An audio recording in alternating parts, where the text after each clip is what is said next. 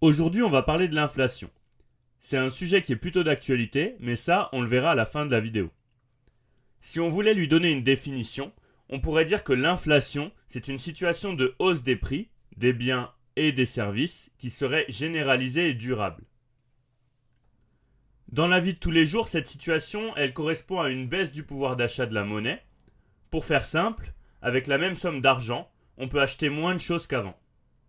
Par exemple, le prix du Big Mac, il a augmenté de 900% en un peu plus de 40 ans. En France, l'inflation, elle est mesurée tous les mois par l'INSEE à travers l'indice des prix de la consommation, IPC.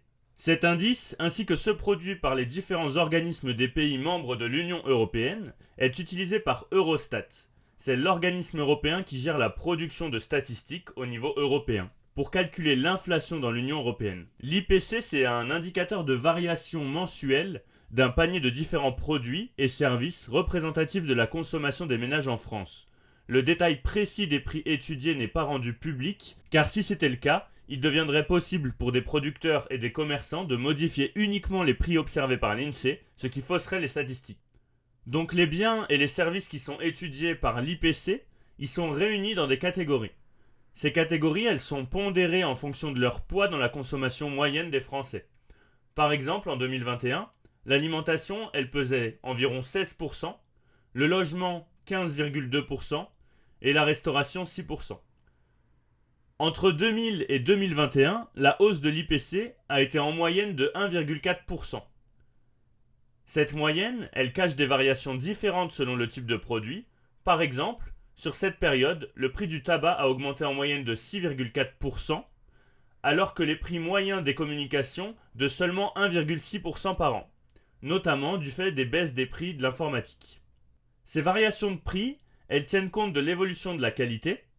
Par exemple, si le prix d'un téléphone reste identique mais que sa qualité a augmenté, l'INSEE considérera que son prix a baissé. Sur le site de l'INSEE, vous pouvez calculer votre inflation personnelle en fonction de vos propres habitudes de consommation. Maintenant qu'on a défini ce qu'était l'inflation et comment la calculer, on peut se demander quelles sont les causes de cette inflation. Il existe principalement 4 facteurs à l'origine de l'inflation. On a dans un premier temps l'inflation par les coûts. C'est lorsque les prix des matières premières augmentent et que ça influence les coûts de production des entreprises qui utilisent ces matières premières. Par exemple, dans le bâtiment, on utilise du mélange pour faire du béton, des métaux, etc. En réaction à ça, et notamment pour conserver leur marge de bénéfice, les entreprises, elles sont incitées à augmenter leurs prix. Là, on a déjà une forme d'augmentation de l'inflation. Cependant, si les salaires sont indexés sur l'inflation, la hausse des prix est répercutée directement sur le niveau des salaires, qui augmentent eux aussi. Ça entraîne une nouvelle hausse des prix pour conserver les marges et un cercle vicieux inflationniste se crée. C'est ce processus qui a été à l'œuvre dans les économies occidentales au milieu des années 1970, après le choc pétrolier, et qui a conduit à l'apparition de taux d'inflation annuels supérieurs à 10%. Dans un deuxième temps, on a l'inflation par les coûts ou l'inflation par la demande. Lorsque la demande de produits ou de services augmente, mais que l'offre de produits et de services n'arrive pas à s'adapter et à répondre à cette augmentation de la demande, les prix sont poussés à la hausse. Par exemple, un producteur de fruits qui va avoir beaucoup de demandes, il ne va pas réussir à adapter sa production pour répondre à toute cette demande. Dans ce cas, les entreprises, elles font des investissements pour accroître leur production et embauchent de nouveaux salariés. Ça crée de l'activité économique et ça stimule la demande globale des ménages. Tant que les quantités produites ne parviennent pas à satisfaire la demande globale, la hausse des prix se poursuit. On a aussi une inflation qu'on appelle inflation importée. Lorsque le taux de change d'une monnaie se déprécie par rapport au dollar et ou une autre monnaie principale du commerce mondial, essentiellement la livre sterling, le yen ou l'euro, le coût des productions importées augmente. Ce phénomène se répercute dans tous les secteurs de l'économie et touche les ménages autant que les entreprises. On peut aussi parler d'inflation par l'excès de création monétaire. Certains économistes, qualifiés de monétaristes, considère que l'inflation apparaît parce que le stock de monnaie circulant dans l'économie est trop important par rapport à la quantité de biens et de services offerts. C'est donc un excès de création monétaire par les banques commerciales ou par le financement du déficit public par les banques centrales qui est à l'origine de l'inflation. Dans ce contexte, elle est alimentée par un excès de demande et par la dépréciation du taux de change d'une monnaie. Une inflation modérée, elle est bonne pour l'économie. En effet, une hausse régulière mais modérée du niveau général des prix est l'objectif principal des politiques monétaires des banques centrales. Par exemple, une progression de l'inflation de l'ordre de 2% par an est considérée par la Banque centrale européenne comme une cible optimale. En effet, un niveau modéré d'inflation présente plusieurs avantages. Cela permet notamment aux entreprises d'anticiper les hausses des prix à moyen et long terme. Donc ça, c'est favorable à l'investissement car ça réduit l'incertitude sur les revenus futurs générés. Cela incite aussi les ménages à placer leurs excédents de liquidité plutôt qu'à amasser de l'argent et de le conserver sur leur compte bancaire où le pouvoir d'achat de leur épargne diminuerait. Par exemple, aujourd'hui, placer son argent sur un livret A, ce n'est pas rentable car les taux sont moins importants que l'inflation. Une inflation modérée contribue donc à assurer l'équilibre entre le niveau d'épargne et le niveau de l'investissement, sans lequel les taux d'intérêt s'orienteraient à la hausse, limitant aussi les projets d'investissement des entreprises. Donc ce niveau modéré d'inflation, il permet aussi de conserver les taux d'intérêt à des niveaux peu élevés, puisque la banque centrale qui fixe les taux d'intérêt directeurs n'a pas besoin de restreindre les conditions de crédit pour atteindre son objectif de politique monétaire.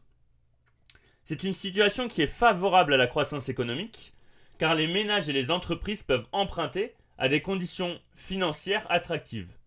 C'est par exemple ce qui s'est produit pendant le Covid, ou c'est même encore le cas maintenant, où on a des taux d'intérêt qui sont très faibles, et on remarque notamment que les ménages ils empruntent plus facilement pour par exemple acheter un bien immobilier.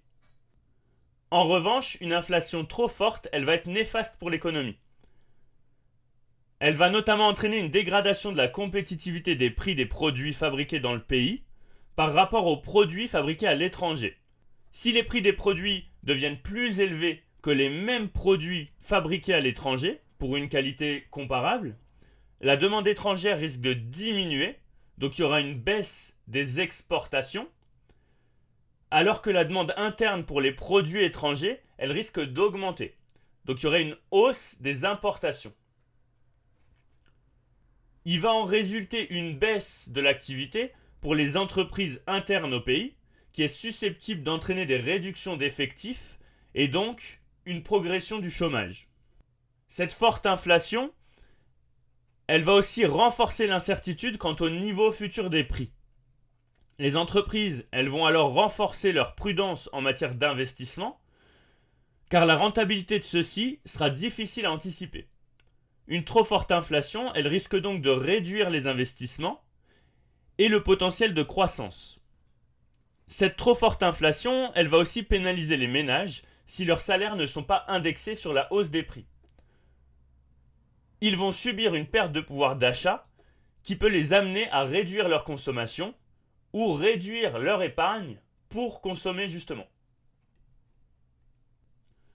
On peut maintenant se demander à quoi est due la hausse des prix de 2021. En 2021, la reprise a été forte et rapide dans toutes les économies. Les prix du pétrole sont passés de 20 $ le baril en avril 2020 à plus de 85 $ en octobre 2021. Du fait des tensions géopolitiques et des difficultés d'approvisionnement, les cours du gaz ont aussi enregistré des hausses vertigineuses, entraînant dans leur sillage les prix de l'électricité. Selon la présidente de la BCE, Christine Lagarde, ces augmentations des coûts de l'énergie expliquent environ 50% de l'inflation en 2021. À cela s'ajoutent des tensions persistantes des prix des matières premières, les capacités de production et de transport. La reprise économique mondiale, elle s'est heurtée à d'importantes difficultés d'approvisionnement qui ont généré des pénuries et donc mécaniquement des hausses des prix. C'est un phénomène qu'on a expliqué sur la vidéo de la loi de l'offre et de la demande notamment.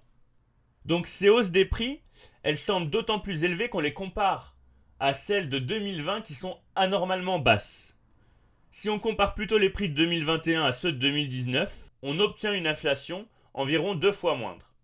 On peut se demander si la situation actuelle elle est exceptionnelle. Si l'on remonte avant la création de l'euro, les taux d'inflation de 2021 n'ont rien d'exceptionnel. En France par exemple, l'inflation elle était d'environ 10%, en moyenne par an entre la fin de la Seconde Guerre mondiale et les années 1980. En revanche, elle était suivie jusque dans les années 70 d'une croissance soutenue et d'un chômage faible. Le fait de contenir l'inflation, ça s'impose qu'après les chocs pétroliers et une décennie de chômage très élevé, couplée à une forte hausse des prix. Dans les années 90, cette maîtrise des prix, c'est devenu un des critères de convergence auxquels les États doivent se conformer pour intégrer l'Union économique monétaire européenne. Aujourd'hui, c'est un pilier de l'économie de la zone euro, c'est la stabilité des prix, et donc de la monnaie. C'est l'objectif principal de la BCE. Depuis 2003, l'institution européenne, elle a fait le choix d'instaurer un objectif d'inflation proche de, mais inférieur à 2%. Jusqu'à maintenant, c'est un objectif qu'elle a tenu. Depuis la création de la zone euro, jamais un tel pic que celui enregistré en 2021 n'a été observé. Pas même lors de la crise de 2008. Si la vidéo vous a plu, n'hésitez pas à liker et vous abonner.